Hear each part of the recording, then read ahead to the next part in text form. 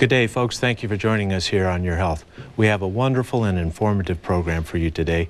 Dr. Russell Blaylock joins us. He has written a book called Health and Nutrition Secrets That Can Save Your Life. And this is one of the best written and informative books I have ever read on health and nutrition. And I've read a lot of books on that subject, and I know that his writings can help you. Dr. Blaylock is among our best friends on the Your Health program. He's helped so many of you regain your health and vitality, and if you're struggling, I know he can help you. So please stay tuned for that. Plus, Cindy has an announcement today that you'll want to stay tuned for too. But now, let's go to the news. Let's see what's happening in the health world. It has been said there is no trouble so great or grave that cannot be much diminished by a nice cup of tea. The statement has become increasingly evident as new research from UCLA reveals making tea your preferred beverage conveys distinct health benefits. Researchers reviewed 9 studies involving nearly 195,000 patients to find drinking 3 cups of green or black tea a day reduced the risk of ischemic stroke by 21%. Even better, the effect appears to build with each cup. At 6 cups a day, the risk of stroke was reduced by an accumulative 42%. Folks, a recent study found tea is second to only coffee as the most abundant source of antioxidants in the American diet. And as you recall, those who drank 3 to 5 cups of coffee during midlife were 65% less likely to develop dementia in their senior years. And our current study finds drinking tea reduces your risk of stroke by about 21% for every 3 cups of tea ingested daily. Now, the health benefits of both tea and coffee appear to stem from their high polyphenol antioxidant content. So our dilemma now is, which one should we choose to drink on a daily basis? Perhaps it's best to have a little of both. Coffee in the morning, followed by tea in the afternoon. And that makes sense to me. But whatever you do, I strongly urge you to set aside the sodas, both sweet and unsweet, as these beverages convey no health benefits whatsoever. The English novelist Edward Bulwer Lytton once said, "A life of pleasure makes even the strongest mind frivolous at last." And new research from Finland confirms the notion by finding overweight type 2 diabetics are at heightened risk of developing Parkinson's disease. The study followed some 51,000 subjects over an 18-year period to find obese type 2 diabetics are 83% more likely to develop the neurodegenerative disorder. From a related study conducted at Columbia University, researchers found diabetics are 200 to 300% more likely to develop Alzheimer's disease. They also found even slightly elevated but still normal blood glucose levels are capable of damaging the brain over time. Folks, the study from Columbia University is ongoing and most informative. To date, they've found all of the following increase your risk of Alzheimer's disease: smoking, hypertension, previous history of stroke, elevated LDL cholesterol, diabetes, and even a modest but normal elevation of blood glucose over time. Plus, they found these risk factors hasten the progression of dementia once it has begun. Now, these risk factors for dementia are the same basic risk factors for cardiovascular disease. Plus, they're risk factors we can change by making a change in our dietary and lifestyle practices. Now, of interest in recent news here on Your Health, we've learned how high fructose corn syrup ingestion creates a so-called confused liver that doesn't know whether we're fasting or feasting, a liver that pumps out too many triglycerides while creating insulin resistance and proclivity to gain weight and develop type 2 diabetes. And from past news, we've learned how when high fructose corn syrup is metabolized, a group of chemicals called carbonyls are created in our bloodstream. And these carbonyls are highly reactive oxidizing substances that damage our blood vessels and our brain and our nerves, even if we're not diabetic. So I ask you, with all that you now know about corn syrup, obesity, and diabetes and dementia, is the pleasure of that daily sweetened soda really worth it when you could have had health-promoting coffee or tea? Well, something to think about, isn't it? Today on Your Health, we are in for a treat. Dr. Russell Blaylock joins us. Dr. Blaylock is a retired neurosurgeon and a certified clinical nutritionist, and he knows more about how to protect your brain than anyone I know. This will be fun. Join us.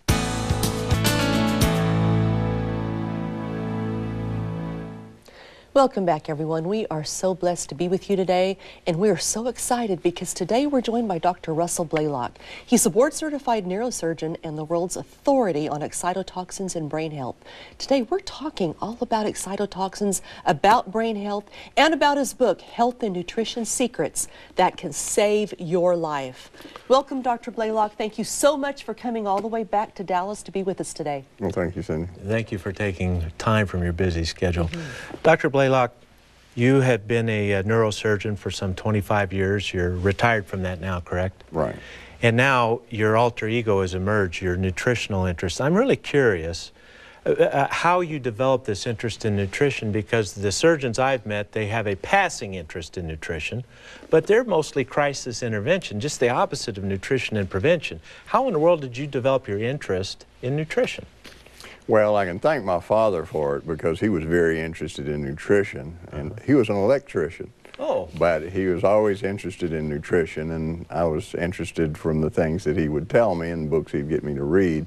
So in college, I majored in biochemistry and did postgraduate biochemistry courses. So when I got into medical school, I was a lot different than my classmates and my fellow interns and residents, because they were interested, as you say, in traditional crisis intervention, what medication to give, what surgery to do, and things like that.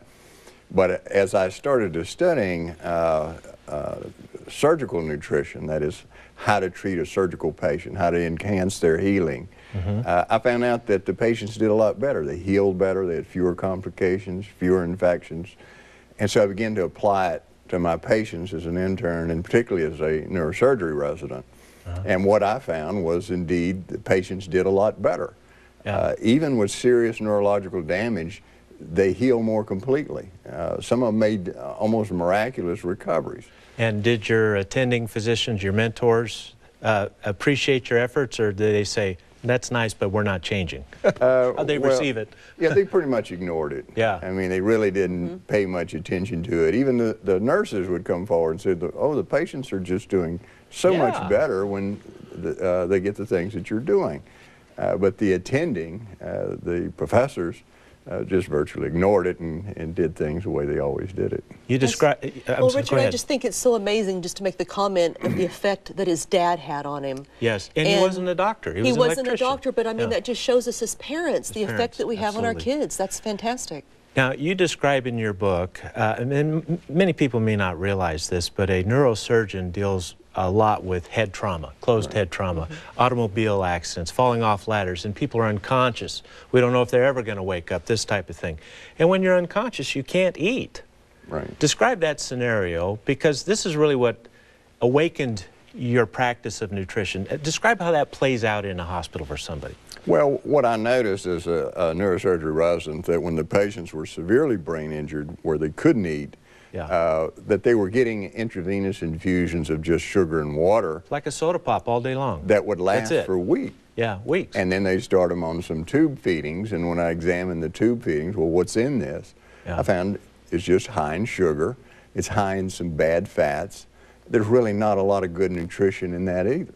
So the patient essentially was just wasting away. And what we noticed in these severe head injured patients is that their bodies would waste away, and pretty soon they looked like POWs. So I started a program on my own of hyperalimenting these patients, giving them real intense nutritional supplementation with vitamins and nutrients, trace elements. And I noticed that they not only didn't lose weight, but their recovery from their head injury was far better. And some of the serious head injuries recovered, and I remember one of them that, according to traditional neurosurgical practice, should never have recovered, not only recovered, but he went to college. Wow. So we saw some pretty dramatic things. There was an article in the Journal of Neurosurgery when I was a senior resident that did a study similar to what I was doing, and they found the same thing, but it had no impact on the practice of neurosurgery. You know, I noticed that too in my training. Far too many people, maybe abdominal pain, you know, maybe it's appendicitis obstruction. They go days with no food. I'm wondering, how do these people heal with no nutrients? Just amazing to me. Well, what we knew at the time was that when you're injured, your B vitamins are quickly depleted. within 24 hours. The vitamin C is almost completely depleted in 24 hours. So these patients are in a state of severe vitamin deficiency 24 hours after their injury. Well, as you say, they're not only being fed things that don't resupply these missing elements, but they make the deficiency even worse. Because we knew when you feed high sugar content, it further depletes thiamine in the B vitamins, making the situation even worse. So then what I'm hearing you say, when you want to heal from a trauma of any type, even if it's surgery, that's trauma, right? Right. Sure. Then your B vitamins and your antioxidants are imperative. Absolutely. Imperative. And it's totally ignored by most physicians. And not only are they ignored, patients are told not to take extra supplements. They interfere with my medicine or exactly. Right. They don't want you taking anything. Well, one of the really big findings that we made was the effect of magnesium on head injury and protecting the brain. That it was enormously protective. And that when your brain is injured, it becomes severely depleted in magnesium very rapidly.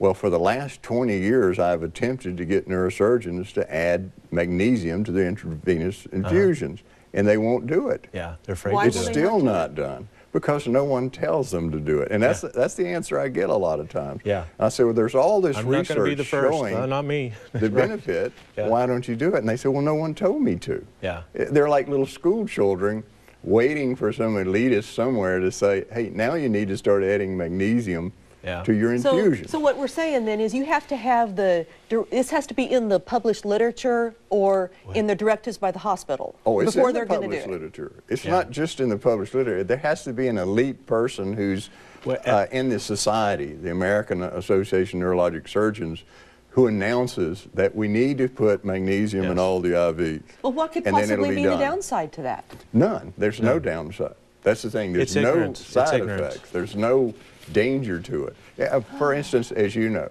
every physician puts potassium in every IV. It's just routine. You just do it. Because you lose potassium very easily. But no one looks at an element that's even more important, which is magnesium. Yeah. So we should go around the hospitals with our magnesium gel and rub it on the patient's little legs and help them. Now, you mentioned that the head trauma patients would be on an IV infusion of sugar, glucose water. Okay. What does America drink today but sugar and glucose water? And we saw from Columbia University their list of things that lead to dementia. Now, you're dealing with people with acute head trauma, trying to help them heal their brains.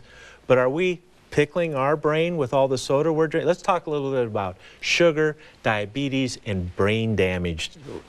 Help us understand this. Yeah, well, there's an enormous amount of research on the effect of sugar. I mean, this is really a big area of research. So there's just thousands of studies have been done on the effect of sugar on general health, on recovery from injury, and this relationship to degeneration of the brain, like Alzheimer's and Parkinson's.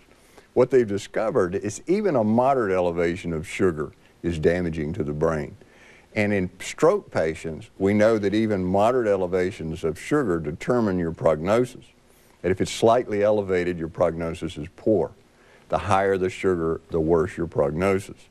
And that's because to the brain, the sugar dramatically increases free radical generation, and it produces what we call advanced glycation end products, AGEs, which cause cross-linking to proteins, interfere with the various enzymes, and so the brain can't function properly. One of the really startling things is it dramatically increases inflammation and excitotoxicity in the brain, what I call immunoexcitotoxicity. And that's the major mechanism by which head injury, strokes, any kind of injury to the brain produces its damage. So by raising glucose,